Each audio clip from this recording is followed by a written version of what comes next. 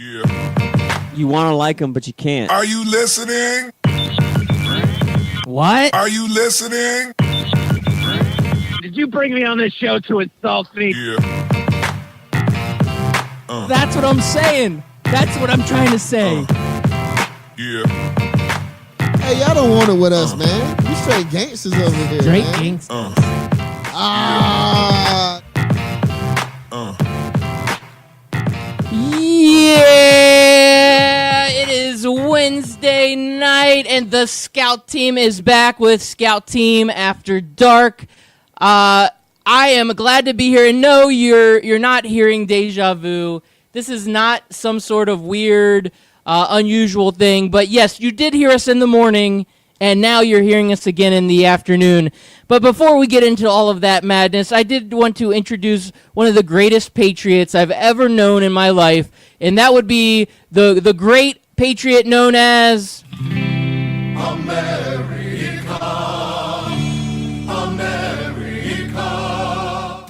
Oh, yeah, it's Chris America coming to you live on 12 Ounce Sports Radio. It is Scout Team After Dark. We are live every Wednesday night from 7:30 until 9. We get a little loose. We get a little goosey. Loosey-goosey is what I always like to say, Kyle. Or, sorry, Loudbeard. I got to call you by your radio name now. I don't know who this Kyle fellow is that you are talking about, but I am... You are the most egotistical, self-deluded person I have ever met. That's right. I am the one and the only Loudbeard, and I am here as I am each and every Wednesday night and every Monday through Friday. We do the morning show here at 12 Ounce Sports Radio, and now we do what we've always done, and that's the Wednesday night show. And tomorrow night, Chris America, what are we doing? We're doing a little watch party. We're going to watch the reigning, defending, the undisputed co-national champions of the nation. The UCF Knights. Yeah, woo! I don't have on my sound effects. There we go. That's as good as it gets. That's as good as it gets. Yeah, nope, I don't have anything else. Mackenzie Milton's going to be money tomorrow. Oh, is he? Yeah. Oh, yeah. Oh, yeah. Yeah, that's right. Mackenzie Milton, that guy. Yeah, I'm excited. We're going to have a lot of UCF fans out tomorrow night. We're going to be at the Red Eye Sports Tavern in Winter Springs. That's off of 434, State Road 434. Come on out if you're in the local area. We're going to be giving away some UCF Knights home opener tickets. The stadium's going to be packed. Over the summer, they said they had record-setting season ticket sales. So I think you're going to have a hard time finding tickets, so you might as well come out tomorrow night and just make sure you lock up your tickets for the home opener of the season. This is a great idea, Chris America. Now, I am a season ticket holder because I am an avid UCF football fan. But for all of those that live locally in the Central Florida area, come out. Hang out with us. We're looking for guests to bring on the show from the venue. We've got lots of great giveaways, including, like Chris America mentioned, great tickets to the UCF game. Now, I do also want to say that I know not every listener out there lives near Central Florida where they can come and visit us live. The good news is we are live on the airways on 12ozsportsradio.com. We are live on 12ouncesportsradio.com tomorrow night, 6 p.m. Eastern time to 7 p.m. We are kicking off the college football season. We're going to kick it off in style. We're going to have a grand old time. We're just going to really just enjoy ourselves and have fun with the fans out there. So I'm looking forward to it, Chris. I'm so excited. I just can't hide it. It's been an awesome week so far. We kicked off the relaunch of the station. We got live shows every single day. I was just telling you before we went on air that it's been so much fun being on air every day, that now when we see a sports story during the day or at night, we get to talk about it the next day rather than it being like a Friday or a Thursday and we see a sports story like, oh, man, I got to wait till Wednesday night or I got to tweet about it. We actually get to discuss it, so I'm pretty pumped. I'm pretty excited. And so we were going to follow up this celebration with UCF starting off the football season, man. I am so ready. That's right, man. It is their time to shine. We talk a lot about UCF. There are a lot of other good college football teams out there that we could be talking about. But with it being the Thursday night opener, that is the team we will discuss. Of course, when we come back Friday, I'm sure we can talk about some of the other great games going on over the weekend. You've got Louisville, Alabama. You've got LSU, Miami. These are going to be great matchups. So we've got a huge weekend in college football. I have waited so long for football to start back up. I can't even control myself. I don't know if I'm going to make it that long. It's one of those things where we need to get into this. Now, Chris America, there is something else that has happened that is good. You talk about this instant gratification of when a sports story happens, we can talk about it on air the same day. And I've been absolutely I'm over this whole Urban Meyer, Zach Smith thing. We've been talking about it too much. I don't want to talk about it anymore. Then all of a sudden this afternoon, Zach Smith decides to go on Twitter and air all of his grievances, start beef with anybody who wanted to say anything against him. He's showing pictures of his kids. He's shameless. He's crazy, and I love it, man. I love the train wreck that has now become the Twitter explosion by Zach Smith. Yeah, I don't know what happened to Zach Smith today, but he decided he could be silent no more. He's going to take it to Brett McMurphy, and like you said, anybody that tries to tweet out at him. So he starts off with Brett McMurphy. You only got one side of the story, and he posted some Facebook post by, I don't even know who it was, but it was some sort of long diatribe about what Urban Meyer should have said about how, he's known Zach Smith since he was 2 years old, and even though he was a troubled soul, Urban Meyer was just trying his best to help him out, and even though Zach Smith is Earl Bruce's grandson, he still had to work twice as hard as anybody to be it, and blah, blah, blah, blah, blah. Big old sob story. Well, then, other people in the media world picked up on this, and they started tweeting at him like, dude, you're shameless. You're using your kids as like a shield, as like trying to make yourself out to look like a victim. And he was having none of it, man. He replied to just about everybody with a blue check. Man, he was going crazy. I believe this was the first tweet. I'm going to go ahead and read this on air, and we'll go through a few of these tweets. But first tweet, silence equals over. Ooh, just bringing the heat already. He said, I tried, but I just can't watch like a clown, and it's a clown emoji, so that's fun.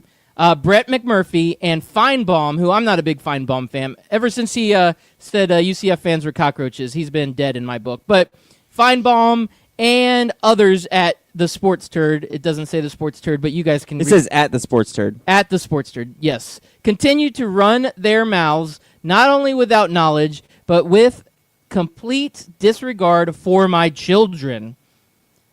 Their mother had plenty of disregard for them in this. Time for you all to face the damage you are causing.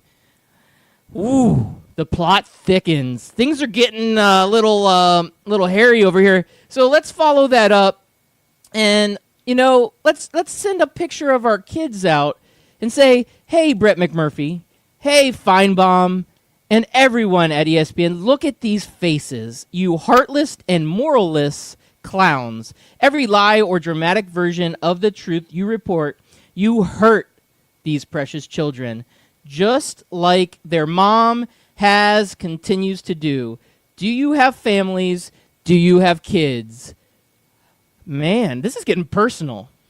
He's making it personal, and, he's going to go on. I'm sure if you read some more tweets, he talked about Courtney in this tweet about how she's ruined these kids' lives. Courtney's done a lot of things, none of which has been to use her children to add sympathy to her story, to try to get you to feel sorry for her. She's not once posted a picture of her kids. She's not once really, taken anything to Twitter. She's just talked to Brett McMurphy and gave out evidence of this abuse through text messages and everything. When I first saw this, Tabs was the one that pointed it out to me again. Like I said, she's got her pulse, or her finger on the pulse of Ohio State. And my response to her was, okay, so I keep hearing how bad of a person Courtney Smith is, how she's a liar, how she's crazy, she's a drunk and all this. Okay, so let's see the evidence of this now. Like Zach Smith, he has text messages from his ex-wife or wife, right? Yep, supposedly. So you've gotten arguments with your wife on the phone, right? Yeah. I'm sure, like we've all We all gotten have. text message fights, We've none all of been which there. involve your wife accusing you of choking her, correct? No. Okay, so neither have mine. So if there's none of this evidence of this, so show the text messages, man. Show us your side of the story. Stop posting pictures of your kids and give us your side. Give us these text messages that show that you're a reasonable, loving husband.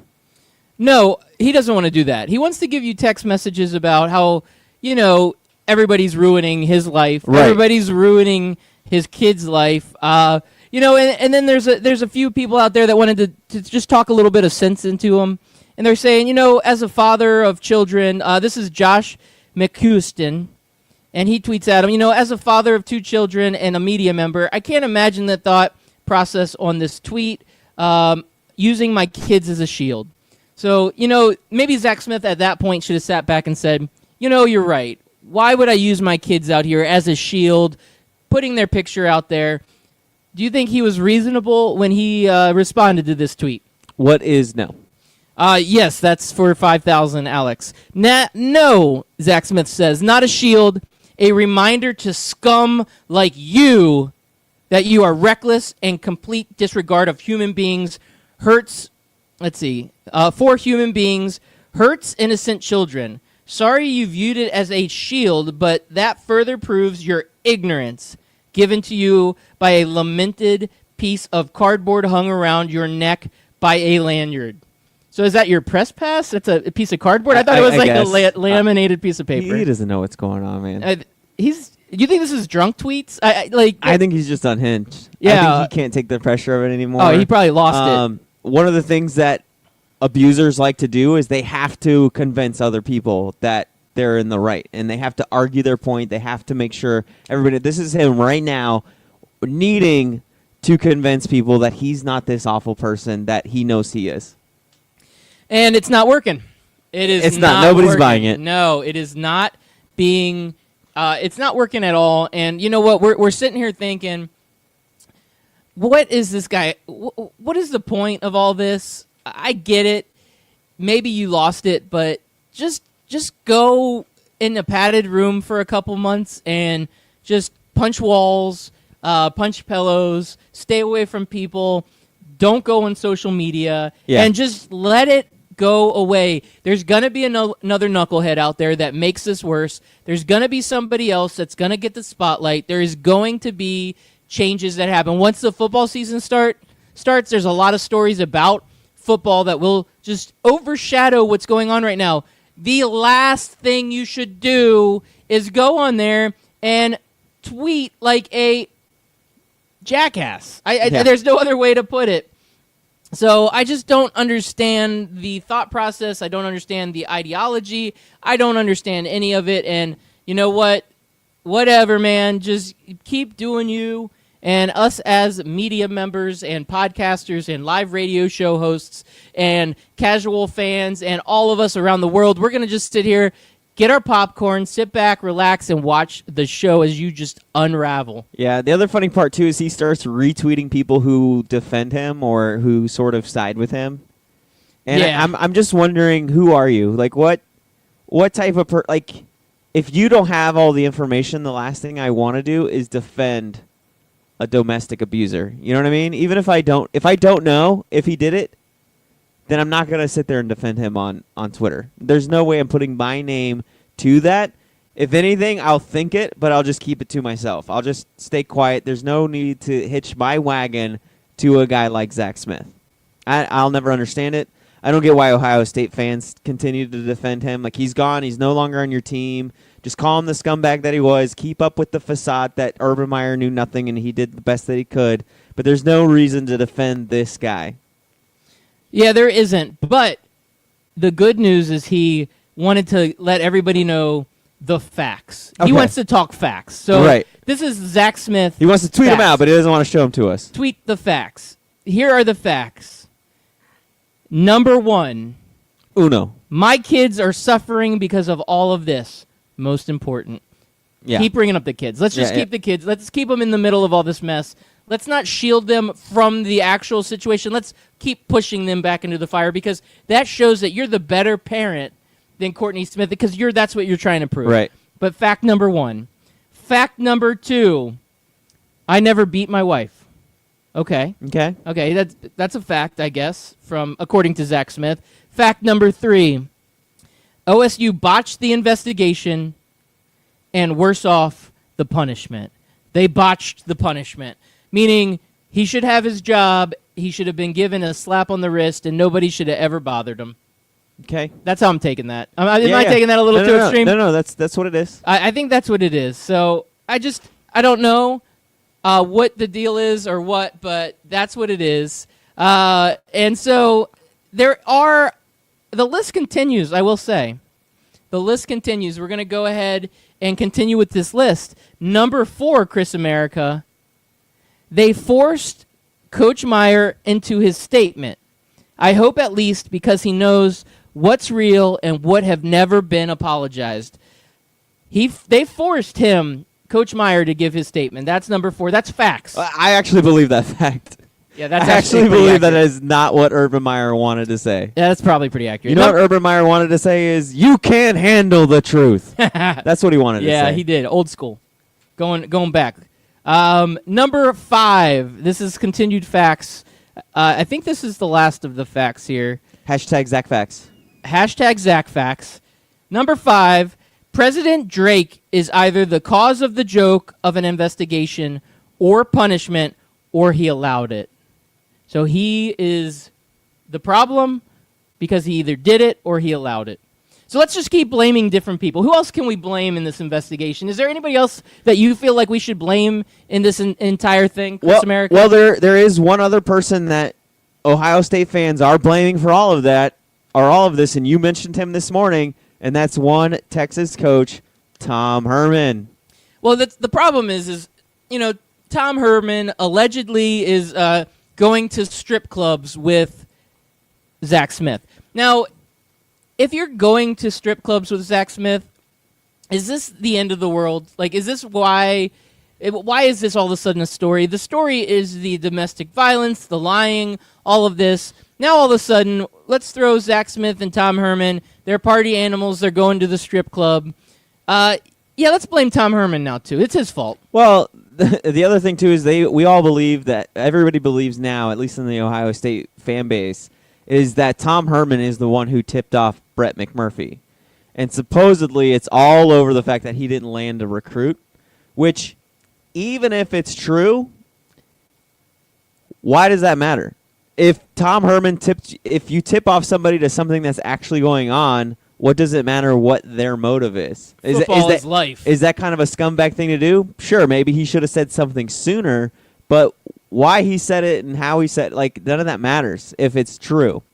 So, again, Zach Smith, if you think Ohio State botched the investigation and you tweeted out last week that it wasn't even a real investigation, it was more of a way to, cover things up, is basically what he said.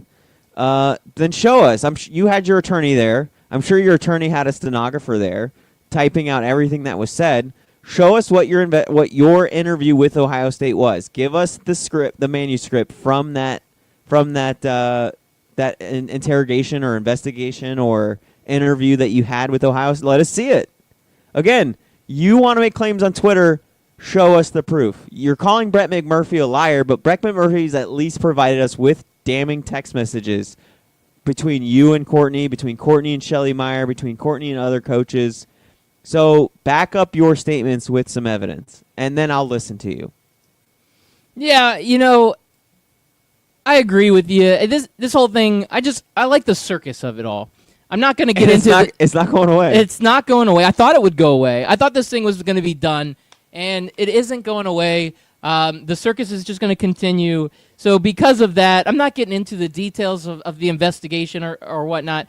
I have another list for you because I like to give you lists. So I'm going to give you the top 4 people who were legitimately hurt in this investigation. Okay. According to Zach Smith. Number 1! My children. Yep. Again, let's bring up the damn children. Let's do it. Every tweet, it's the children that are hurt in this whole thing. I get it. I have kids. I get it. But I would not be putting them all out on Twitter. hide them from this mayhem. Let's get them out of this. No, he's dragging them back in again. Number 2, the Buckeye players. Yeah. Yeah, they're really hurt bad because they lost their Wide receiver coach. That's a blow to the nuts. Number 3, the Ohio State staff. Who are they going to have to go to strip clubs with now? Like, they don't even have a wingman. Like, you lose your wingman as the Ohio State staff. How the hell are you going to evolve? You can't make it rain without the Zach attack. Exactly. It's just not going to happen. And number 4, the fans. The fans are hurting. Man, those fans out there right now, they're really hurting. They're thinking, we lost our wide receiver coach. Our head coach is getting suspended. We might lose a game or two. Probably, maybe the only game they could lose is to TCU during that time that Urban Meyer is out. So the fans are really, really hurting right now. I feel like it's inconsolable. Like, we're not going to be able to get the fans talked down from the ledge. Right now, they're ready to jump. They're just ready to go. How are we ever going to make this right, Chris America? Yeah, I don't know, man. I think right now Urban Meyer and Ohio State just needs to pray that this goes away. And like you said, the season starts, we get some football. Zach Smith stops tweeting. No more damning text messages get released to the media. And that by the time Urban Meyer returns in week 4, that they can just focus on football. Yeah, I think it does need to go back to football. But if this doesn't, I don't know how this turns out for Ohio State. I could see Urban Meyer kind of losing his cool during a press conference. If, let's say, in week 5 or week 6 they just beat Indiana, but Zach Smith is tweeting during the game and he has to answer questions about Zach Smith's tweets, or another text message comes out, and the media is gonna talk to him about it. They're gonna be like, yeah, that was a great punt return, but what about the text message that was released? Yep, it's not going away. The poor players. And if there's anything a coach hates, it's you talking about anything but the football game after a football game, right? Absolutely. Yeah. Yeah. Oh. All right, man. There's some good tweets in here. I could read all of these. I don't think I'm going to go into all of them. He uses the word scumbag and clown a lot. He uses the clown emoji, too. Yeah, the clown emoji, the word clown, the word scumbag. He likes using all of that. All words that I'd use to describe Zach Smith. How ironic, don't you think? What's his Twitter handle? It's at Coach Zach Smith. Coach Zach Smith. Yeah, I saw somebody tweet it. Do you think he still likes to go by Coach? Oh, somebody like, hey, Zach. I'm like, no, it's still Coach Smith.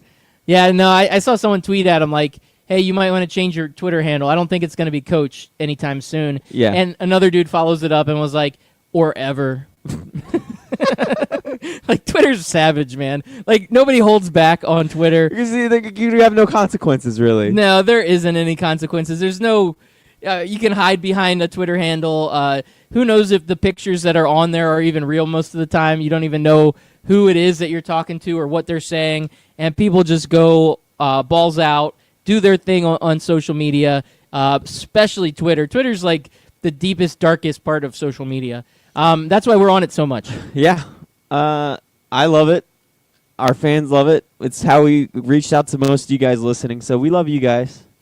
All right. Are you okay if I switch gears a little bit? Yeah, let's switch gears. All right. I have a little story, and I want to get your opinion on something because I think this is something that's important to talk about.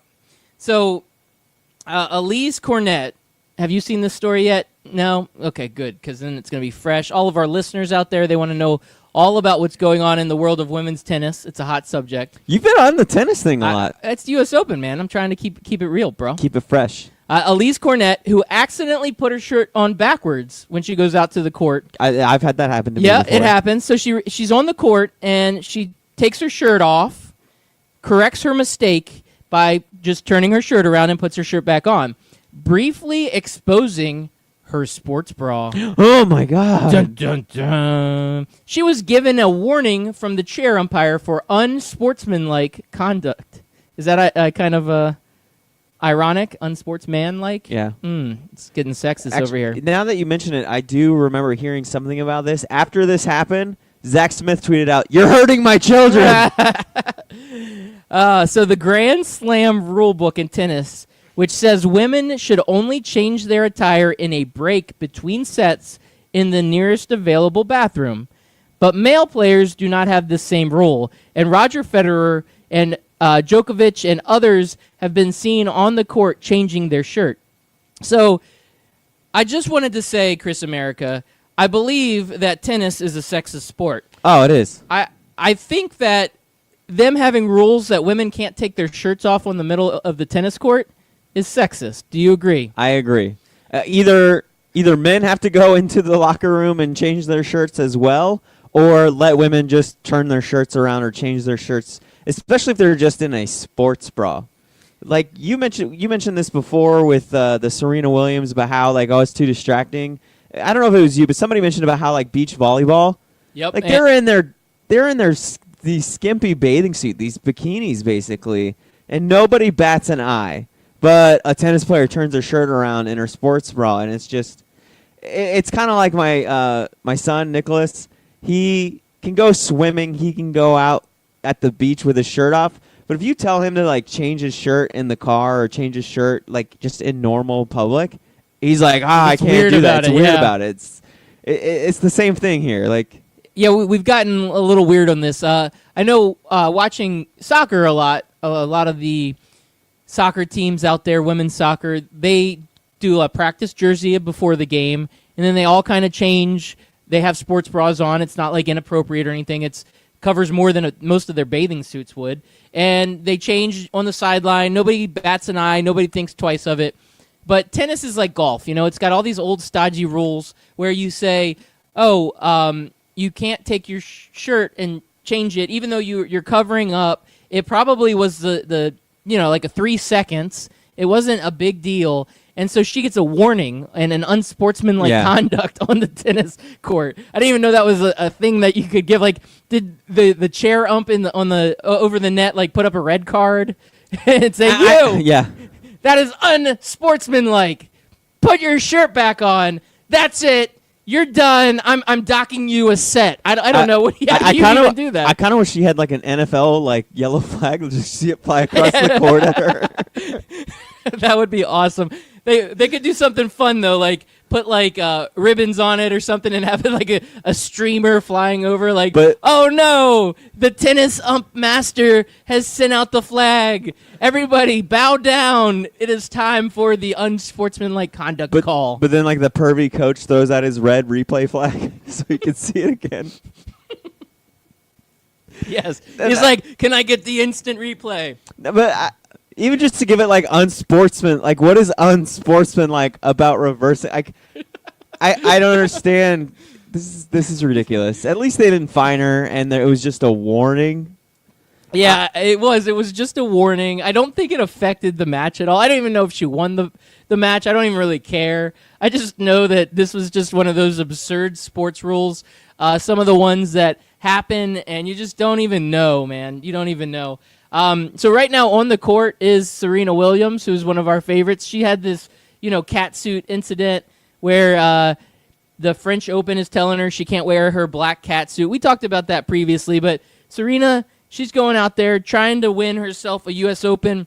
We're wishing you the best, Serena Williams. We know you usually listen to our show every Wednesday night from 7:30 to 9 o'clock on 12ouncesportsradio.com. But tonight, since you have a big match at the U.S. Open, we're going to go ahead and let it slide. Chris America, do you think we should let Serena get a pass tonight? She'll go to the 12-ounce sports channel on the podcast, or she'll go to Podbean, or she'll go to Spotify and find our podcast, and she'll listen to it then. So I'm not worried about it. Yeah, no, I don't think you should be worried about it also. Something else, I'm gonna kind of get away from tennis a little bit here. I hope you don't mind. I got another story I want to bring up. I'm sorry, I've got pages and pages of notes here that I'm getting to, but I'm going to bring it up real quick. So Tony Romo is back in the news. And Tony Romo, he's not in the news for playing football. He's not in the news for being a great announcer, which he should be in the news for that, because he is. He's a fabulous announcer. And being part of our brotherhood of people on microphones talking about sports, Tony Romo should be acknowledged for that. But Tony Romo is back at it, trying to get on the PGA. He is going to a PGA event. It's a web.com qualifying event.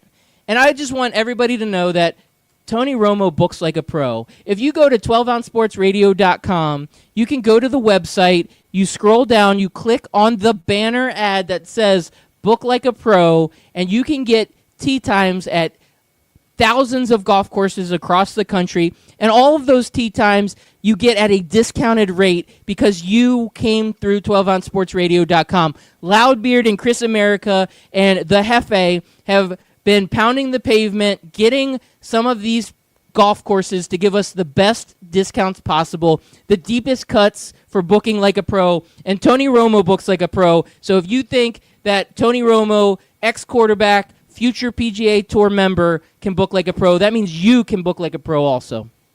I like it, man, and I like that Tony Romo's trying to chase after his dreams.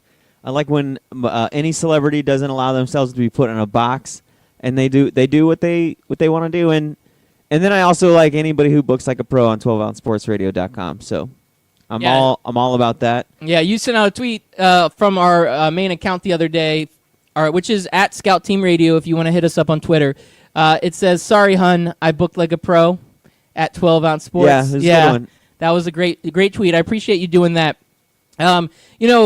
Steph Curry is kind of like Tony Romo. He's a very good golfer. He is also trying to get on the tour. I know he did a event probably a couple months ago, right when the season ended for basketball, and he didn't do so hot in it, probably because he can't focus his entire year on playing golf like a lot of these pros can. But he's a fringe golfer. Like if he played against us, he would whoop us up and down, left and right. Same thing with Tony Romo. These guys are really great. You got to understand the top PGA golfers. There's like 200 or 300 top PGA golfers that make like great money. Other than that, the next tier is the guys like Tony Romo, Steph Curry, and we're nowhere near these guys. No. These guys are absolutely just amazing. So we just want to say it's fun to see some of these athletes doing different things, going in different directions. Now, go ahead. I got a question. Like, have you ever played any sport, whether it's basketball or football, like in a pickup game, and somebody who actually played at like the college level at the very minimum plays with you? Have you ever done that? Yeah, and they are amazing, and you think, wow, were you in the pros? And they're like, no, I just played at I played triple. Like I played. So I remember once I played a pickup basketball game, and a guy who played for Liberty Christian University like showed up, and he seemed really short. And like now I'm not that good, but like when I played in my early 20s, late teens, I felt like I was pretty decent, you know. And when you're on a basketball court, you look good against everybody. Exactly. But this guy was just like backing people down in the lane, like just had actual fundamentals to basketball. And another time I played pickup football at Red Bug Lake Park, and a guy who was like a wide receiver at some like JUCO college came out, and he was just made us all look ridiculous to the point where we're like, yeah, we can't play with you anymore. You're not allowed to play. That's what she said. Exactly. Athletes like that, you think, okay, junior college, you think, you know, if they are, whatever it is, they're playing a small school, they're still unbelievable athletes. And they're far better than we are. So I can't imagine what it would be like to play basketball against the LeBron James, to play golf against the Tiger Woods, to play, you know, football against like Gronk. It would just be ridiculous. Yeah, and it's funny because we sit back and we criticize these athletes when they have an off day. Like, oh, you threw that interception. You're such a moron. I could have made that throw. That's the worst. The Northern Trust tournament that was this past weekend, I saw a lot of criticism out there for Tiger Woods saying, hey, he had a mediocre outing. He didn't play well. He wasn't that far off the lead. Like, he was like 29th or something in the total standings at the very end. I'm sorry, but you're the 29th best player in the at that tournament isn't that bad. We have this expectation that he should be the top of his game, that athletes should always be on. I don't know. We criticize because we can sit and watch and say they could be better, but I don't know. Hey, I've got. Oh, go ahead, sir. So I brought up Tiger Woods. Are you at all interested in this Phil Mickelson versus Tiger Woods thing? I was interested until I heard it was pay-per-view. Oh no, I'm not. I'm not paying for that. Did you hear about that? No, I didn't see that it was pay-per-view. There's no way I'm paying money. I don't think pay-per-view is the way you got to go with this. You make this a primetime event. You do it like on a Saturday night where maybe a couple guys can get together, have some drinks, and laugh and say, okay, let's watch Tiger and Phil go at it. And you do it kind of a different time zone. So on the East Coast, it's a little bit later in the evening, not early morning. But you get these guys together. It's got to have a little bit of pageantry to it. They have to be able to like hype this up, because usually when you watch a tournament, there's dozens of guys and you're excited to watch several of them, not just two guys going at it. This is like you hanging out with your friend and going to the golf course and trying to beat them. And I loved the idea when I first heard it, but the more I think about it, the more I examine it, the more I realize that, man, this is going to be boring. I don't know that there's the excitement behind this that it should be, and maybe it should have happened 10 years ago. Maybe that's what would have made it exciting. It probably in like 2006 range. Yeah. 2007. Yeah, 12 that would years have ago. been Because 2008 height. was when he fell off, right? Oh, well, yeah, definitely before that. Definitely before that. We don't need that to be part of it. So I can't find the exact amount, but I'm pretty sure if I remember I heard correctly on the radio, it was $25. And I don't see myself dropping $25 to watch Tiger Woods and Phil Mickelson play exhibition golf. I think they should have done it like you said, make it on regular TV, and then make it more of like a skins game where Tiger and Phil make bets, and then maybe make it to where you can place bets as well. That's sort of like where half of your bet goes to the charity of their choice, and then the other half like you can win on, something like that, where it's like, will Tiger Woods, Phil Mickelson just bet Tiger that he couldn't make it to the green in 3.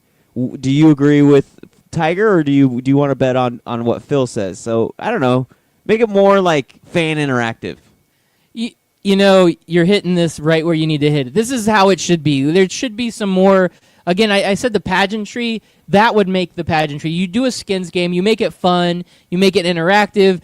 You have got to do something more. This could fall on its face and be the biggest disaster ever, and somebody's paying $10 million to either Tiger or Phil, or $9 million, or whatever the total ends up being, and the viewership's not going to be there. I mean, if it was like $4.99, I might pay that. It's like, buying the Pokemon app or something like that. You can probably get away with it with not even like feeling it, but $25, it's just enough to say, nah, I can't do it. Can't do it. It's just, I don't know, man. Phil and Tiger, it's gotten to be a little bit too much. We keep going around with Tiger. I think next year's his year that he comes back and wins a championship. But I don't know. Does he need all this? He's got, or when I say championship, he's going to win a major next year. That's what I feel. He's got the Ryder Cup coming up that he should be heavily involved with. He's got this Phil thing. So he's doing a good job getting his name back out there. But he's got to win a major for it to be worthwhile for Tiger. So that's all I got to say on Tiger. It's about 8:08 here in the evening. So that's Bob o'clock. It is Bob o'clock. So let's do a quick commercial break, and then on the flip side, we will talk about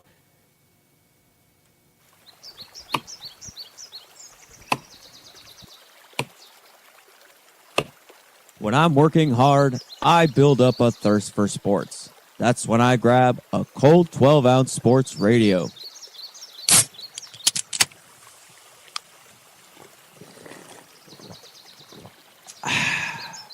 "12-ounce sports radio. Quench your sports thirst." Oh, guess who it is? Did you know the station had a janitor? Oh yeah, the Hefe, otherwise known as Beck. And it's Beck's Work Week in Review live on 12-ounce sports radio every Friday at 1 p.m. Eastern Standard Time. Catch interviews, special guests, and the recap of the week's news and headlines and box scores and results. It's Beck's Work Week in Review live on 12-ounce sports radio. Scout Team listeners and friends of the show, I've got something special for you. It looks like 12-ounce sports radio has done it again. we have partnered with Rally House. You just go to the website 12ozsportsradio.com. Click on the banner on the right side of the page, and it will take you directly to Rally House. Rally House has some of the greatest, most unique sports items for that diehard fan, casual fan, and anybody and everybody out there that is special in your life. So go ahead and check it out. Once again, go to that website, 12ozsportsradio.com. Click on the banner to the right of the page, and you will get taken to the best sports merchandise website on all of the interweb. Do you own a small business? Are you looking for solutions to all of your communications problems and challenges that you have? Check out Ring Central. Give them a call. They have partnered with 12ouncesportsradio.com to give you the best rates on all of your business and office solutions for communication.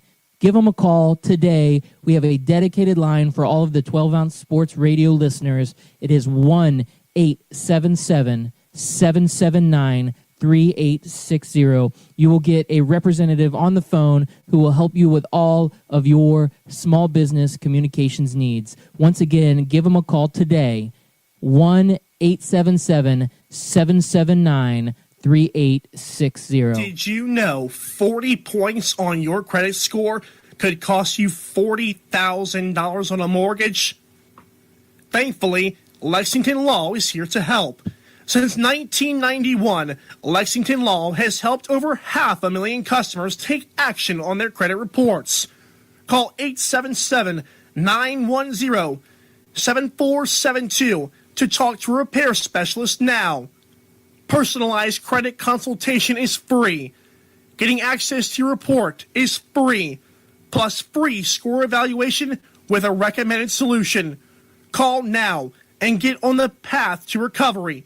Call Lexington Law at 877-910-7472. That's 877-910-7472. Oh, it's summertime. And what's that mean? We're all heading off to the golf course. But don't go too fast. Make sure you go to 12ouncesportsradio.com and book a tee time. At the bottom of any page, you'll see Book Like a Pro. Click that banner, enter your course of choice or zip code, find a tee time you like, book that tee time, and you'll get up to 50% off, courtesy of 12-ounce sports radio. Book like a pro, even if you don't play like one. Ring Central features all-in-one phone, messaging, and video conferencing. It's easy to use with unparalleled security.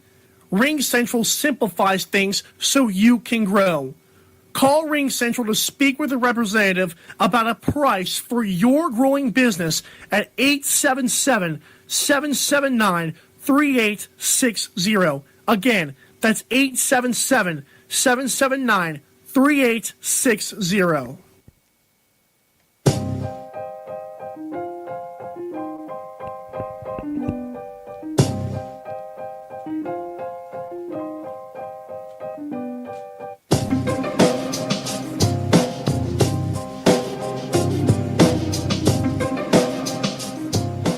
Yeah, we are back and glad to be back after a long commercial break. Feels good though because Chris America did me the solid of going and grabbing me an ice cold refreshing beer. So I have to say I call him the greatest patriot, not because he loves America, which he does, but it's because he can bring me an ice cold beer while I'm sitting here, doing this great radio show. And we are the Scout Team. You are listening to the Scout Team After Dark. As always, you can hit us up on social media. We are out there. We have a Facebook page at Scout Team Radio. We have an Instagram page at Scout Team Radio. We have a Twitter page at Scout Team Radio. Is there a theme reoccurring with all of this, Chris America? Is there a theme? Yes, there is a theme. The theme is hit us up on social media at Scout Team Radio. We love to be social. We love to talk to you about all the events going on in the world, and that's what we're all about. And you know what? We are team follow back. So make sure you tell your friends to not only listen to us, but follow us. We'll follow them back. We are a great follow. We like following other sports fans. We like retweeting sports fans. We like interacting with the sports fans. We like to think of this show as not just our show, but your show as well. So be sure to contribute any way that you want. I think you mentioned this morning on our morning show. You know, if you got a topic you want us to hit on, if you want us to focus on your team, we can't follow all 130 college teams. We can't follow all 32 NFL teams or baseball teams. So, but if you do say, hey, Chris, hey, Loudbeard, I want you to follow the Texas Rangers. I'll check them out. I'll look into them. If I catch them on TV, I'll watch them. Or, hey, Loudbeard, Utah State's my favorite team. They got this quarterback you guys aren't talking about. You need to watch them on Sunday night or Saturday night when they play. Who do they play? I think they play Wisconsin. No, Wisconsin's got the Hilltoppers. I'll look it up. Utah State's got a bigger school that they're playing this weekend. Who are you talking about? Utah State? Utah State Aggies, Wait, yo. what? Just when I think you couldn't possibly be any dumber. So I'm not going to talk about Utah State. I'm sorry. Well, if somebody tells us to, we will. Maybe. I'll give that a solid maybe. I don't even think I'm going to give that a oh hell yeah. I'm going to give that a oh. Their uniforms hell, are cool, man. I like them. They're I'm that glad blue and white. You brought up that song from Gwen Stefani. What is it? I ain't no follow back, y'all. I ain't no holla back, girl. Ain't no follow back, y'all. Oh, you ain't no follow back, girl? No, man, I ain't no follow back. You are follow back. I'm team follow back. Don't follow Loudbeard. I'm team follow back. Nobody wants any of this. Get out of here. I don't care. You guys just... Hey! Hey, you shut your face. If we want to hear you talk, I will shove my arm up your ass and work your mouth like a puppet. That's right. That's what Loudbeard says to you when you hit him up on Twitter. Hey, you shut your face. If we want to hear you talk, I will shove my arm up your ass and work your mouth like a puppet. Thank you, Samuel. Always appreciated. I thought you being killed off in Star Wars was a damn shame. So, Chris America, I'm going to throw this out on air. By the way, Utah State's playing Michigan State.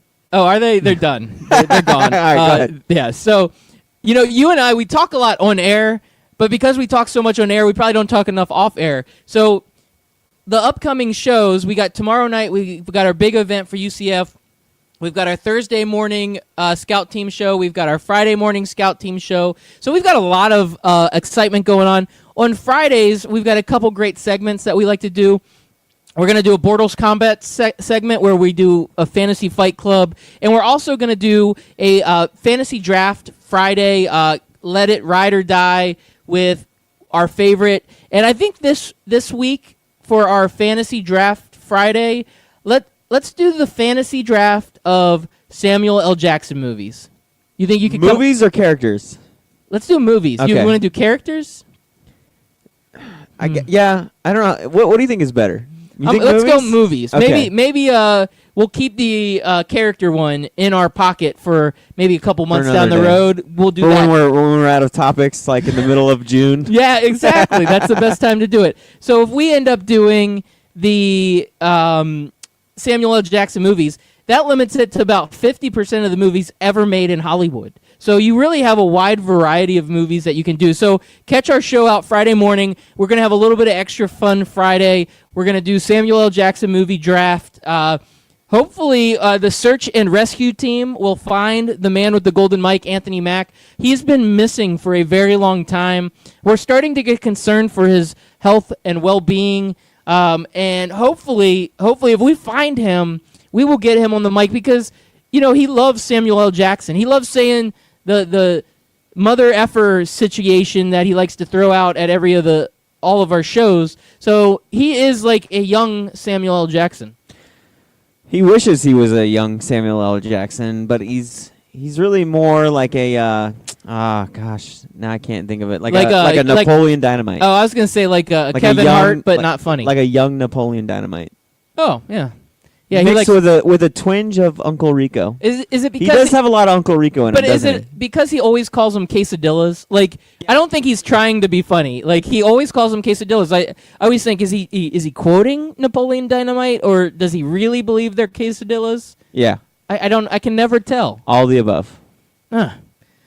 All right, so there's another topic I want to bring up for you, Chris America, and then we'll get into some college football schedule and see what's going on this weekend in college football. But Jerry Jones came out this week. He talks about how he thinks an 18-game football schedule would actually be safer because there's more injuries. They've done tests and they've done surveys and research and got statistics together. And they said there are more injuries the last 2 weeks of the preseason than there would be if we added 2 more regular season games. Do you think this is phooey, or do you think there's some validity to the fact that maybe we should do 2 preseason games and do 18-game regular season? What are your thoughts on this, Mr. America? I have no idea about the surveys or the family feuds or what the survey says, but I do like the idea of an 18-game schedule. I think that has to come with 2 bye weeks, obviously. Yep, that's a good idea. One of the ideas I've heard, this was several years ago, was you played 18 or 20 games with just one bye week, but then you had to sit each player another week. Like, you'd still play the game. So let's say Tom Brady sits out 1 game or something. Like, I don't remember how it was, but it was basically like you play 18 games, but you have to sit out Tom Brady for 2 games. So really, he still only plays 16. And every person on your 53-man roster can only play 16 games. I kind of like that idea. He's got a little baseball feel, like matchups and when to put them in. Maybe the matchup part would be all right, but I don't know. I'm not buying into that. Like the 2 bye week situation, I think that's the way to do it. I think the NFL could do that. I think they would make more money now with like season ticket holders. They forced them to get the preseason games. They have to pay for them to have season tickets, which is it's an atrocity. Somebody needs to just, I don't know, smack Roger Goodell in the face and say, "Can we fix this? It's broken. Let's fix it." Well, because they know if they didn't, there would be nobody in the stands. And that's the problem. Like, maybe we are overemphasizing preseason, and we need to get to the regular season quicker and enjoy it, have more entertainment value. And I'm saying that I don't encourage there to be more injuries or whatnot, but it's not that you're taking any games away. You're adding any games. You're just taking 2 exhibition games and making them count. And that, to me, would be a good idea. And I'm going to believe Jerry Jones because he's a lot richer than I am. So if you have all that money, you have to have a guy that can mathematically decide that it's a great idea and show you, because you can make statistics kind of turn and twist the way you want them to. And I think Jerry Jones found a way to say, let's make this work. And I think the NFL should consider it. I think what it boils down to, though, is most of your solidified starters are probably really, when you break down how much time they played during the preseason, they're probably, time-wise, they're probably playing 1 game. Come on, stop shooting a hole in my theory. No, I'm not shooting it. No, I'm just messing with you. I agree with you. They're not getting the time in that preseason. But I don't think an extra game will help or hurt, per se. I don't really know. There's no really right or wrong answer to this, I don't think. I think the NFL wants 18 games. Do you think the Players Association would get involved? I mean, I'm guessing they would, because player safety is a huge topic going on in the NFL right now. And that player safety aspect, I think, would be at the forefront of the reason why they would not do it. But if maybe they did a full-fledged investigation / project where they decided, let's see, are there more injuries? Is this going to be beneficial? If they find that it's close or even or whatever, or it won't make a difference, then you change those 2 preseason games. Now, coaches will be mad. They like to have the extra 2 preseason games. They want to see who on their roster they want to keep. They don't want to cut people before they give them a chance. So that dynamic's going to be different, but it just means that you got to be more ready as a player. You've got to be ready as a coach to decide who is the best player on your team. By week 4 of preseason, everybody already knows, and at that point, it's almost like a joke. It is like, okay, who's going to be with the practice squad? Right now, you're trying out for the practice squad. So week 4 of the NFL preseason, which is coming up, by the way, I'm excited about it. Can you sense the sarcasm in my voice? I'm absolutely excited about the fact that the 4th game of preseason, which is just an atrocity, I don't know. let's change this. It needs to change. We need to move forward. We need to consider something different. I think there has to be something better out there than what we have currently going on. Well, I think the way that the owners are going to get the players to get on board is going to be paying them more money. The players are going to definitely demand to have more money to play more games. And I think the NFL owners are finally starting to move on with paying players more money. They're giving the players the guaranteed money that they've kind of been asking for the last 3 or 4 years. And we're starting to see more and more guaranteed contracts even before we get to the CBA. So I think the owners are kind of getting it in the sense of like, all right, let's make this transition smooth. We'll start paying players. And once again, another big deal has come out. I feel like we've had... Hey, Ron, are you here? Yeah. Is there an AA Ron? AA Ron. AA Ron, are you here? I swear to God, if somebody comes up with some fake-ass name, I'm going to punch him in the face. Go see Mr. Shaughnessy. O'Hennessy. Yeah, so... I feel like, the last 2 years? Since we've been on air, we've had what? So we've been on air since July of 2017, right? That is correct, sir. So we've had not Sam Bradford, Matt Stafford. Matt Stafford got paid. Then it was Derek Carr, correct? Got paid. Is there someone in between him and Kirk Cousins or no? Jimmy Garoppolo. Highest paid at that time. Got paid. Then it was Kirk Cousins. Got paid. Now it's Aaron. Aaron. Hey, Aaron. And when it's all said and done, I thought right now it's worth $134 million 4 years, but with incentives and everything, it could reach up as much as $184 million, which is $20 million more than what LeBron James makes with his current 4-year deal with the Lakers. Well, that's an interesting fact. Yeah, as soon as I heard it was 134, but with incentives and everything, if he meets all the incentives, he can get up to $184 million. But who plays more games? That would make more sense. Let's measure it out per game. Does LeBron James play more games? Or does Aaron Rodgers? Well, who takes more hits? I mean, like real hits, not like flop hits. Ooh, with that offensive line, it's got to be Aaron Rodgers. Yeah. They should have paid an offensive lineman. One that's probably not on the roster currently. They need to get some better offensive linemen.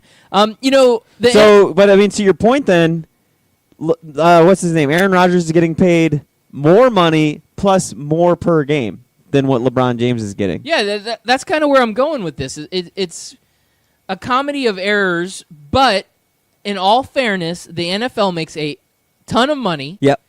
The players, they can get hurt very easily. This guaranteed money is a good deal for them. And you can argue nobody makes the NFL more money than Aaron Rodgers right now.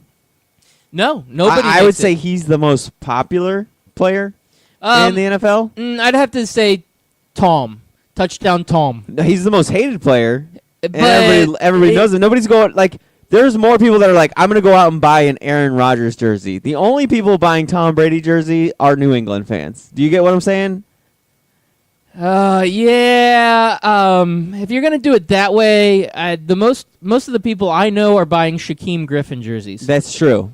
And he might be starting week 1. So we're talking great players out here. Yeah. Aaron Rodgers, Shaquem Griffin, best players in the game. I wouldn't be surprised if Tim Tebow's still a top-selling jersey. Tim Tebow's probably in the top 20. Definitely. I don't know if it's his Do you think Denver he gets like a jersey, royalty check for that, or do you his- think he signed something that says I don't get any money from this? I don't know. Man, Tim Tebow, he can make money forever just showing up places and saying hi to people. If I ever come across the Tim Tebow jersey at a Goodwill that's Anthony size, I'm going to get it for him. Yeah, do it. So there's a couple other contracts going on out there. Now, before we move on, though, you how do you think this affects the Green Bay Packers, building a team around him? They've already had trouble building around his original contract. Do you think, 6 more cornerbacks and they'll be Super Bowl ready? Well, they're definitely at a... Well, they've got their quarterback. So you always have a chance when you have a guy as talented as Aaron Rodgers. He has had a little bit of that injury bug because he doesn't have a great offensive line. He scrambles just enough to put himself into jeopardy for that next bad hit. And so I don't think that they have a good enough a team around him to make a huge splash. Now, I could be wrong. The NFL is so great because I believe there is enough parity to make each season just, you can go from first to last to first, and anything can happen. But my opinion is that the Packers, they just don't have it. And the Vikings are going to be the number one team in that division. They're going to have to really scrap to get their wins. They're not going to be the juggernaut of that division. And, I know the Bears are still kind of up and coming. Trubisky's developing, but I don't think the Bears are going to be a threat. So the Packers do have that, where I think they're going to be better than the Bears. And I don't know. I think they're going to be probably a 9 to 10 win team, wild card playoff team that, maybe a first round exit of the playoffs. That's what I could see out of the Packers. Well, like you mentioned, once you get to the playoffs, it's anybody's game as well. So they get a couple of lucky bounces. They get Aaron Rodgers to just play out of his mind, which we know he can do. And what were the names that we mentioned? 3 of those names that we mentioned, the Stafford, Kirk Cousins, and Aaron Rodgers, all play in that same division. So those 3 teams are going to have the same cap space restrictions because they've got a lot of money into that quarterback position. So, that helps them out a little bit, that the teams that they're competing against, Chicago's the only one with a quarterback with a rookie contract right now.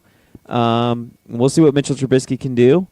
But I think it's going to start ending up like baseball, though, where the teams that draft well, the teams that kind of find those fringe players that they know they can kind of give low ball offers, but they'll play above their contract, are the ones that win the Super Bowl. It's kind of what's been going on with baseball the last few years. Yeah. And, last year when Aaron Rodgers got hurt, his backup was Hundley, and he didn't play well, but they ended up trading him. So they signed this big deal with Rodgers, and then they trade his backup. So now Deshaun Kaiser's his backup on a rookie contract. Yes. So that's smart on their part. They're trying to save money, bringing the guy in, rookie contract. Now you're hoping Deshaun Kaiser can pull his act together. Right. Or you're really just hoping Aaron Rodgers doesn't get injured, and I guess Deshaun Kaiser just looks good holding the clipboard. That's true. If signaling in the plays. If Rodgers gets hurt, they're screwed. They're done. Yeah, that's the way it's always been. It is. So there's definitely challenges there. Cincinnati Bengals, they signed a couple of their defensive guys, Carlos Dunlap and Geno Atkins. So these are big-time defensive players. Bengals, to me, are still a mediocre team, but they're paying their defensive guys. And we talked about this quite a bit the other day, but I still think that it's mind-boggling that the Raiders are not making any progress with Khalil Mack. The last report I saw is that he will go into the regular season as a holdout, so they're probably going to be missing games with Khalil Mack. And I thought the Rams were going to pull the trigger on this Aaron Donald deal. Why have they not just paid the man? They've paid their other guys. They paid Todd Gurley. They paid Brandon Cooks. To me, Aaron Donald's a more valuable piece. Why are they not paying him? So the Bengals lock up their key defensive guys, and these other teams they're waffling. I don't understand it. And if you're not going to pay them, then trade them. Find a trade partner. You know what I mean? You find get some somebody value. who wants to get some picks to pay for them. Get some picks. Get some other players. I know the Jacksonville radio sports host, threw out a deal that he made up for Dante Fowler and a pick to the Raiders for Khalil Mack or whatever. And there's teams out there that'll take on that contract. I get the Rams are probably trying to work out what they want to pay Ryan Goff in a couple of years. Jared Goff, sorry. We'll get it right. The name game we're going to play. Yeah. There was actually a kid named Ryan Goff that I went to elementary school with, and that's why I called him that. Cool side story, bro. Yeah, bro. Ryan Goff, you're out there. What up, homie? He's a big-time listener, long-time fan. Long-time fan. Fan since 5th grade. So maybe that's why they haven't signed, is because they're trying to find a number that they're comfortable with Jared Goff and be able to pay him. They just paid Todd Gurley. This is what happens when you get good. We saw what happened to the Seahawks. They couldn't keep all you start juggling these balls, and eventually you can't keep them all up in the air. Too many mouths to feed. Yeah. Too many mouths to feed. You got all these guys. They're talented. They're elite level guys, and they all want to get paid. The Richard Sherman, Earl Thomas, Cam Chancellor, the Legion of Boom. They couldn't stay together because they all wanted to get paid. a couple injuries, and it just got decimated quickly. Now they're retooling. They've got Shaquem and Shaquille Griffin, who, I'm a huge fan. I know you're a huge fan also. UCF guys, we love seeing them together. I think that's one of the best stories going on in the NFL, that these two guys reunited. They played high school together. They played college together at UCF, and now they're playing together at the Seattle Seahawks, and they may even both start together. So to me, phenomenal story. And another story, which we haven't even talked about yet, the Jets come out and they announce that Sam Darnold is going to be the starter. And, they've got the journeyman backup in Josh McCown, so they have their backup set. So odd man out is Teddy Bridgewater. So they go ahead and say, you know what, let's just get rid of him. So they end up trading him over to New Orleans. So maybe he's the future of New Orleans, because Drew Brees doesn't have 10 years left. He's got 3 or 4 years left. So maybe he's the guy that they want to develop, bring in Teddy Bridgewater. They trade him for, I think it was a third-round pick, if I remember correctly, which is a good early pick, but Teddy Bridgewater, to me... He meets that value. He meets that value, absolutely, 100%. So do you think he could be the quarterback of the future for the Saints? I think it's a brilliant move by the Saints. I thought they should have drafted a quarterback this last draft to kind of get somebody in behind him. They didn't, and now Teddy Bridgewater falls into their lap, basically. Third round pick to get a quarterback the value of Teddy Bridgewater. I love it. If Teddy Bridgewater were to enter this year's draft and they said, and with their third round pick, the New Orleans Saints pick Teddy Bridgewater, I'd be like, that's a hell of a pick. Before Teddy Bridgewater went down, he was the quarterback of the Vikings' future. He was the guy that they were going to build around. Obviously, his knee gets hurt. They see that they can win with other guys. Then they see that Kirk Cousins out there. They like him a little bit better than they like Teddy Bridgewater, so they move on. It happens. So I think it's a great steal for the New Orleans Saints.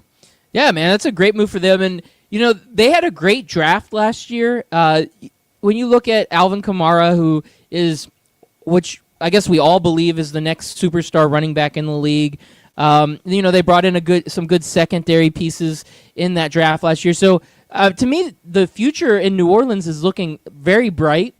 And that's great. That's great for them. I think that they need that. They had the ups when they won the Super Bowl. They had the downs, and now they're kind of back up again. So making good moves, using the talent wisely, making good trades, that's what develops a good team. And in the NFL, some of these moves are just so important. These teams need to realize is, you always got to look at today and tomorrow. You can't just think about only today, and you can't just think about only tomorrow. You have to put them together and say, what's going to work now so we can win now, and we don't want to mortgage the future for the moves we're making now. So we want to see how we can help the future. So Teddy Bridgewater is helping their future, and Drew Brees is helping their now. So they have got it covered, and if anything happens to Brees, an injury, they have a very capable backup. Yeah, solid backup. Can't go wrong with Teddy Bridgewater, man. No, can't go wrong with Bridgewater. So are we having the We Talk Sports Good guys on?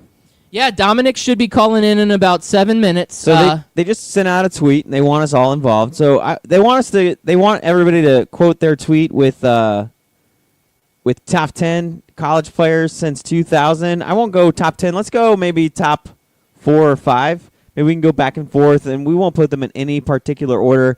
Obviously, our number 1 is Tim Tebow. Timmy Tebow, touchdown Timmy. Timmy, number terrific. 1, there's not even a conversation to be had here. He is by far number 1. I'm going to go Homer pick again, and I think you'll agree with it. I'm going to go Shaquem Griffin. And we'll go number 2. Number 2. Number Shaquem 2. Griffin. And, I mean, when you watch that Auburn game, and when we've seen him all season long last year, the guy was completely unstoppable. He was what you want out of a linebacker. He can move sideline to sideline. He can come down into the box and stop the run, and he can come off the edge on a blitz and get the quarterback and drop back into coverage. There wasn't anything he can do. Then you add in the fact that he ran a 4.38. The guy was an absolute monster. I can't disagree with you, sir. So I'll go non-homer pick. One of my favorite receivers of all time, and a lot of people didn't really pay attention to his college career because he played for Pitt, but it's Larry Fitzgerald. When he was at Pittsburgh, man, he was a monster. And because he played for Pitt, obviously people didn't really pay that close of attention to him. And most people don't even think about that. So that's my off-the-wall pick. I'm going to go with Larry Fitzgerald. He followed up a great college career with obviously one of the best NFL pro careers we've ever seen. One of my favorite fantasy picks, when I find him in the 3rd or 4th round, I'm like, score. That's a solid 10 to 20 points every single week. Yeah, I did not watch Larry Fitzgerald that Oh, this closely. is back 2003, 2004, man. I wasn't a big Pitt fan then. I'm actually I've always been a big NFL guy. I haven't always been just balls out on college football. So back then, I was not watching Pitt, and I can't tell you that Larry Fitzgerald was the guy that I was watching. Now I'm gonna throw out a name here. You're gonna probably meet me with some criticism, but I guess as of recent times, one of the most exciting players and a guy that I have to give him credit, even though I think he is kind of a bad role model and has been a bad professional player. But for the Florida State Seminoles, Jameis Winston, he's one of the best players that I've seen in recent history in college football. He did for his team what he should have done for his team, and that is bring them in. He won a national championship. They were close to winning a second one, and I think watching him come back, leading his team, and what he did in college football, he was one of the most exciting players to watch for those 2 magical seasons. I know he played 3, but like those 2 seasons, he was top. Yeah, so just real quick, to show you how good Larry Fitzgerald was in his final season, 1,672 yards, 22 touchdowns, 18.2 yards a catch. Like, that's insane. I do not have the soundboard set up, so there was a quick pause there. Your Honor, it was unbelievable. I hooked up the phone so we could take a call here shortly, and boy, did I mess that up. Another name that pops out right away has to be Vince Young over at Texas. The guy was electrifying. He was really fun to watch. Before Tim Tebow, there was Vince Young. He was the great call, man. That is a great call. Great quarterback. Watching that USC-Texas game, probably one of the best games of all time, man. It was just awesome. That's why I hate people like, oh, I love a good defensive game. Screw that noise. Give me USC versus Texas, where they're trading touchdowns, where you're watching each team. You're watching Reggie Bush will his way to the end zone. You're watching Vince Young come back and lead his team back. It was just a fun game. I 100% agree. That's one of those memorable games that you will never forget. And, you know, USC, that was the Matt Leinart quarterbacked, Reggie Bush running back. You know, that team was supposed to be the team that won, and Vince Young won that game on his back, carried that team, and they were the underdogs. If I remember correctly, I don't believe that. No. Yeah. USC was 100% supposed to win. They were favored. There was no chance. They shared the title in 2004. They utterly destroyed Oklahoma. Or sorry, they shared the title in 2003. They utterly destroyed Oklahoma in 2004, and people just expected them to continue to roll on through Texas, and Vince Young was having none of it, man. I like to talk about players that played on the Florida Gators but then got kicked off and then did really well at other places. I'm not going to mention Will Grier because I think Will Grier is going to have a great year this year. He's left to be seen. He's on the top of a lot of people's Heisman hopefuls. But the other guy, Cam Newton. He depresses me. Cam Newton at Auburn, wow. Just I don't even know what else to say. The only word that I could use to describe how good Cam Newton was at Auburn is just wow. One of the other fun games of all time was Auburn versus Alabama that year. I think Alabama went up like 21 or 24-3, and then Cam just went off in the second half. And just like Vince Young just took the team on his back and just carried them to the win. It was awesome. Yes. These are the moments that make these players. Yeah. And there's a lot of players, like when you look back over the years, you can think of a lot of great players, but it's really those marquee moments that you think of. You think of Vince Young and you think of that game. You think of Cam Newton and you think of the Auburn-Alabama game. Yeah. You need those moments. And I think a lot of players, some of the reason why you can't think of them off the top is because they're missing that moment. That moment. And these guys had that moment. Shaquem Griffin had that moment. Yeah, watching him come off the edge and just utterly abuse Stenham, the quarterback for Auburn. All right, so I got another one. The Rehab Sports guys, the Hog Live show will love this one. I will say this. he is the best running back from the SEC since 2000, and that is one Darren McFadden. Darren McFadden running the Wildcat for Arkansas was just electrifying. I know when Tim Tebow won the Heisman, if it wasn't for Tim Tebow getting 55 touchdowns and 4,200 total yards, Darren McFadden would have won that Heisman easily, hands down, in 2007. I know if he played for Florida during that time, or if he played for like a Nick Saban Alabama team with an Alabama offensive line, he would have been even more phenomenal. He probably would have broken Barry Sanders. I don't know if Barry doesn't have it anymore. Somebody else from Wisconsin, I think, broke it a couple of years ago. But that most rushing yards in a season, I think it's like 2,400 yards. Probably would have broken it easily, man. I want to say Felix Jones. No, Darren McFadden. Felix Jones, his other running back, also fantastic. Yeah, no, I agree. One of the best running back duos in college of all time. Yeah, no, that's a good call. I'm trying to think back at some of these big time names that came through. You know, it's hard. I've got the recency theory going on, where a lot of the recent guys are easier to remember. One of those guys would probably be Baker Mayfield. Had a huge year. I don't know that I would put him up in that category, but maybe an honorable mention. Same thing with Lamar Jackson. His career over the last few years definitely warrants to be in a discussion, but just not. It's missing those marquee moments. Sometimes a career needs to age like a fine wine. Like, as soon as they leave, you don't want to really say, like, oh, yeah, it was one of the greatest I've ever seen. Sometimes you need to remove yourself from it a couple of years, and then when you look back, you're like, wow, like, when you really think about what Lamar Jackson did, you're amazed by it. So it's true. It's true. You do. You get a greater appreciation when you give it a little bit of time. All right, well, speaking of We Talk Sports Good, we have Dominic on the line. We've been giving out, you guys sent us out a tweet, or you tweeted out to everybody. We saw it. Your top 10 players. Here's some of the names that Kyle and I have been discussing right before your call. We start off with the obvious, Timothy Richard Tebow. Easy number one. Easy number one. Easy number one. Then we kept it in Homerville. We went with Shaquem Griffin from UCF. He has the place in my heart. The speed, the athleticism, what he did for UCF, what he meant for UCF, and then just how he just took over that Auburn UCF game, abused Stidham in the pocket, just didn't allow Auburn to really do anything on offense. Fantastic. Some of the other classic names that we threw out obviously Vince Young. Cam Newton. Cameron Newton. Cameron. We threw out some what I called the best running back in the SEC since 2000 is Darren McFadden. Good call. And I'm missing somebody, aren't I? We were just talking, and these were kind of fringe guys. Just recently, you had the Lamar Jacksons, the Baker Mayfields, but that's all. We haven't given it enough time. So you guys are putting this out there, probably going to discuss it quite a bit on your show. What are your thoughts? Who are some of the players that stick out in your head?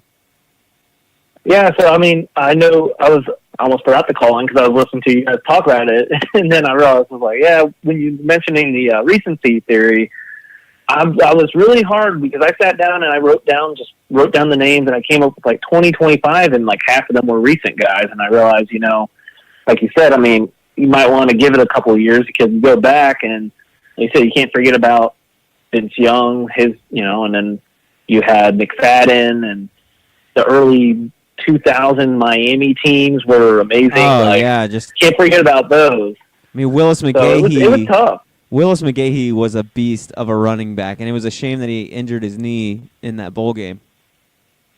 Yeah.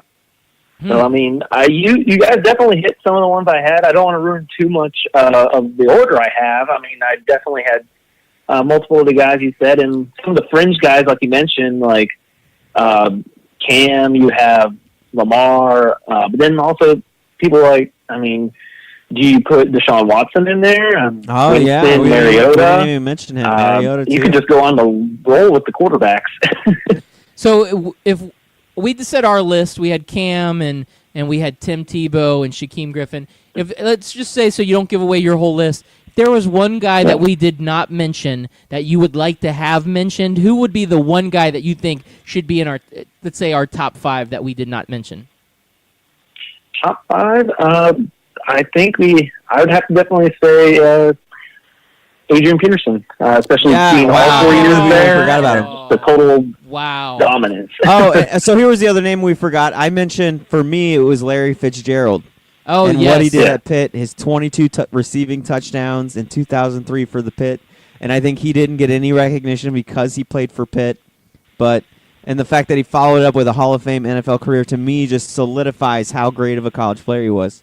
Yeah, that was a good one. I completely forgot you had mentioned that one. So we picked we went Homerville with Shaquem Griffin. I know if you asked 1,000 college fans that aren't from Orlando, nobody would say Shaquem Griffin. So who would be your Homerville pick that nobody else is going to say, but in your mind you're like, no, man, I watch this guy every Saturday, and he is one of the best players I've ever seen? Well, definitely my homer pick. He didn't pan out in the pros, though, so that makes it a little harder. But Braylon Edwards, his time at Michigan, he did earn that top 5 draft pick, and they could throw up just about anything to him, and I felt like he was always going to come down with a touchdown. He had like 1 or 2 good years, and then like 7 disappointing years in the NFL. Yeah, that's a good. Exactly. That's a good career. He made his millions. He's all right. Yeah, he got that signing bonus for a first-round pick, and then took that to the bank. And it was a lot hopefully. bigger back then. They didn't have that rookie wage scale, so they could do the big signing bonus. So, what are some of the other topics you guys will be talking about on your show today? What can we look forward to hearing about? Yeah, so other than, of course, the top 10, we'll do some of our picks for the weekend college football and try to cover everything that has happened in about 2 days here. Just kind of pops up and keeps adding to the list. I don't know. It's hard to fit it in an hour once, you get Rodgers and now Kendricks with his insider trading. He just got released. So just to throw more into that. Of course, I know you guys were talking about Smith's rant, Teddy, Darnold being the youngest starting quarterback in the NFL. There's just plenty going on. Yeah, I got to be honest. This is why we had to go to a daily schedule, man. This is why we're There's like, always something to talk about. We got to get up early in the morning and just hammer out these topics, because once a week is just not enough. It's hard. Yeah. Oh, yeah, that's what we were like, well, great. I mean, how many days back do we go? Because 2 days we're already filling up. Yeah, and it's only going to get busier once football season starts. We started this podcast last July, and we noticed, like, once football season hit, we always tried to make it an hour, and we'd end up talking for like an hour and a half to 2 hours. So, yeah, nope, that I can see that happening. All right, so a lot of our listeners, they've been hearing you each and every week come on to our show. I think we've gone 5 weeks now, which is awesome. We love having you on. Let's keep this rolling. We're going to do this each and every week. But if they're interested in knowing a little bit more about your show, where can they find you at? Where on social media? Where can they download you? Obviously, they can listen to you on 12 Ounce Sports Radio. Tell them a little bit more about you guys. Yeah, so we are most definitely heavy on Twitter, and we as well try to be as interactive with everyone out there, and we're always willing to throw out some ideas. If something to talk about on the show, we'll try to fit it in. Definitely follow us on Twitter. We'll follow back, and we love getting interactions, and we'll always try to throw it in on the show. We're trying to be better about recording and posting, so we're getting up to date on that. But eventually, we'll post through the 12 Ounce Sports podcast, and we're always willing to get some new topics for people. So follow our Twitter. It's We Talk Sport Good, because Twitter cut us one character short, and throw us some questions. Yeah, Damn man. you, Twitter! Damn it, Twitter! Yeah, trust us, man. We've gotten many shows where we're like, I forgot to hit record. Yeah. Hey, I wanted to thank. I don't know if this was from you or one of the other guys, but I started using that VLC software you recommended, and this thing is a lifesaver, especially on our morning show. It's taking care of all of our recording needs, and man, this is why we're involved with 12 Ounce Sports Radio, is because we're all a tight-knit community. We're helping each other out, and that helped us out tremendously. So I wanted to thank you guys. Yeah, well, I think our boy Jeff, when I was talking with him, and he's like, I'm going to go look up some more because I'm tired of what I use. So then he threw that out there, and I know definitely I think a lot of people have jumped on using it. Yeah, I love it. So I appreciate you coming on like you have been each and every week. For all of our listeners, they will be staying on listening to you at 9:30 tonight. So they're looking forward to it. We're looking forward to You have a great evening, my friend. And thank you guys for letting us join every week. Absolutely. Yeah, man, no problem, man. Have a good night and good luck on the show. Have a good night. All right, thank you guys. Awesome, man. I can't wait to hear their top 10. Tune in at 9:30, 8:30 Central Time. You know, once we log off, like we always say, go grab a shower, go take a beer, go brush your teeth. Brush your teeth, man, every night. Brush those teeth, man. Fight that gingivitis. That's right. You don't want it. You don't want stains. You don't want yellow. You want white teeth. right. No And- cavities. Yeah, no cavities. You want a good checkup at that dentist office. So you make sure you're doing that right. All right, well, I got some guys that probably don't brush their teeth in my Stupid People All-Stars. I'm gonna call them spas from now on. Stupid People All-Stars Spas. coming up. Why don't you call them spaz? Spaz. Spiz. These guys are a little bit spaz. So police, sandwich men return stolen TV, face charges anyways. That's the headline of this story. So this happened in Sycamore. I don't know where Sycamore is, so you can figure it out. It's kind of like Springfield, where there's probably like a ton of sycamores out there. Police say 3 sandwich men, which I don't know what constitutes. What the hell is a sandwich man? I don't know. I'm thinking of Grimace from like the hamburger or something. Like, I'm the sandwich man. Sorry for my bad sound effects. So 3 sandwich men, or 3 hamburglers, broke into a woman's house, took her for a ride, stole That's her. what she said. Yes. Where's my clip? I need this. Oh, I don't have it turned up. Oh my God. I'm Worst so producer behind. ever. That's what she said. Yeah, I did it. Hold on, let's try it again. Took her for a ride. That's what she said. There we go. Yeah. Stole her Hey, guess TV. what? My soundboard. 60% of the time, it works. Every time. Stole her TV and then asked her. Or wait. Stole her TV, then returned it and asked her not to call the cops. So that's how the story starts out. Okay. I feel like I should be just done there. Like, Yeah, that's a That's great the whole story. story. Thank you for sharing. cool story, bro. Tell another. Yeah, go ahead. She wouldn't agree with the deal, though, and now the trio face burglary charges. So here's their names, and I love their names. So we got Jesus Ovilla. Mm-hmm. We have Ryan D. Davis, which I feel like just call him RDD. RDD. And then we have John P. Parker, which JPP. RDD. JPP. JPP. That other JOV. guy. Jov. Let's see. Are all waiting to hear their bond hearings in DeKalb County Jail. All 3 are charged with what's going on with my mic?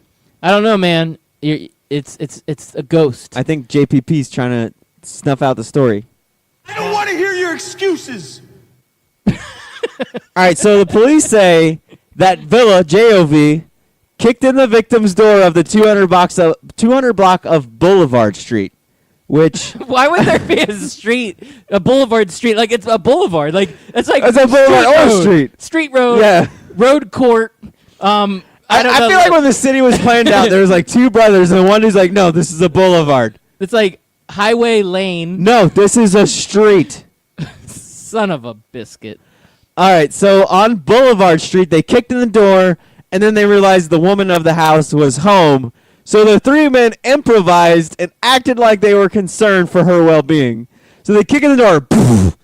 They see her there. She's like, "What's going on?" They're like, we need input from the audience. What should our jobs be?" They're improvising here. Like, you've been doing improv. Oh yeah. They're like plumber. Plumber. Yeah. So your plumbing's leaking. You got a flood. We need to get you out of here. Yeah. You got a crooked pipe.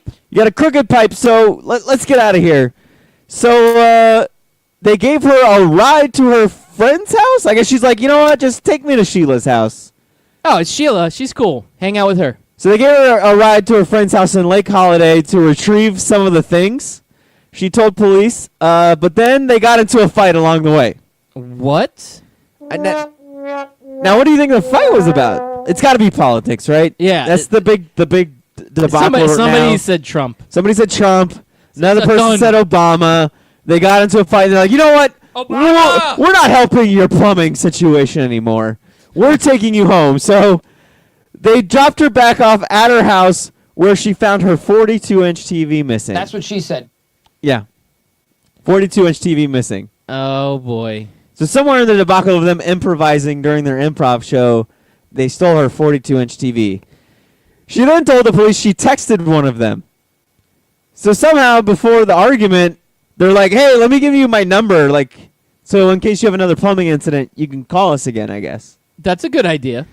And she threatened to call the police if they didn't bring her TV back. Bring it back, guys. Just, you know what? You can steal sandwiches. You can hamburglers, or whatever that means. But bring back the damn TV. Help the lady out. Yeah, help me out. I need my TV. I got to watch my stories. This sounds like the type of woman that watches soap operas. Is it not? It does. Soap operas and she eats bonbons. and She's Dr. like, Phil. She's like Peggy Bundy. Her day consists of Maury, soap operas, followed up by Dr. Phil, and of course Dr. Oz. Yeah, there's too many doctors in there. I hate those guys. But yeah, that's what she would watch. That's what on she her would do. 42-inch TV. Now she's like, "Oh hell no, I can't miss my Dr. Oz. He tells me how to watch my cholesterol level, and then I'll just completely ignore him." Yep, that's what's going to happen. So she told the police. She texted the men, threatened to call the police if they didn't bring it back. And when the woman retrieved her TV from the trunk, so they get back and they're like, "We brought your TV back, so you can come get it out of the trunk." Yeah, just come out and grab it yourself, lady. Bitch. Ooh, wow. Yeah, that they was were there. serious. I mean, these political arguments, they go that way. Boy, that escalated quickly. And then they're like, I mean, that really got out of hand fast. they're like, "You've got your TV back. Are you still going to call the cops?" Yeah. She did. So now they're facing a bond of $50,000 because of their criminal histories. They've remained in DeKalb County. Parker was released, however, JPP released on his own signature. Good for you, sir. All three Congratulations, JPP. Yeah, good job, JPP. Good job, RDD. Yeah, Hey, you know me. Hey, Zeus. Down with JPP. Yeah, you know me. Yeah. So that's my Stupid People All-Star of the week. There's a lot of stupid people in that story. Yeah, you come up with some good ones.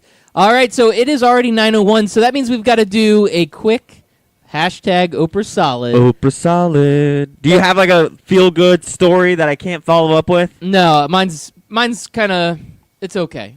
I'm going to give you the okayest Oprah Solid story of the week. Ooh, I do have a feel-good one, too, I could bring up. I got two stories. One's feel-good, one's mildly funny. When I say mildly, that's probably giving it more credit than it deserves. So, I feel like this is like the Gail Solid. Not Oprah Solid, but her friend Gail. Ooh, Gail.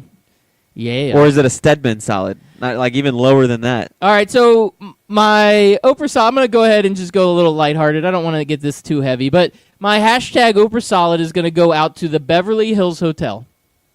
Beverly Hills. So that's where I want to be. Over the weekend, the Beverly Hills Hotel, I don't know if this was a specific server that did this or if it was the manager, but somebody was giving a bill to Justin Verlander because he was eating a meal at the hotel. I didn't hear the story. Go on. And he decides to take a look at the bill and say, "Man, this is kind of expensive." So there is a $1 million charge. It's a miscellaneous expense on this receipt from the Beverly Hills Hotel. And this particular charge says, "For being a Dodger killer."